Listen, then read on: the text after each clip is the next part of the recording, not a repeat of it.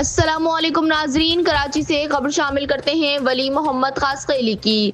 वजीर आला सिंध सैयद मुराद अली शाह की जेर सदारत सूबाई काबीना का बजट इजलास हुआ। इजलास में सूबाई वज़रा, मुआन खासूसी, मुशीरा, चीफ सेक्रेटरीज और मुताल्लिक़ अफसरान ने शिरकत की। इजलास में मौजूदा माली साल 2025 से 2026 में रिकॉर्ड तरक्याती कामों पर वजीर आला सिंध की काविशों को सराहा गया। वजीर आला सैयद मुराद अली शाह ने कहा कि पाकिस्तान पीपल्स पार्टी क़यादत की रहनुमाई में हम आवाम की खिदमत करते रहेंगे। इंशाअल्लाह ताला हम नए साल में भी सिंध के लोगों के लिए मजीद काम करेंगे। सिंध काबीना ने नए माली साल 2026-2027 की सूबाई बजट की मंजूरी दे दी।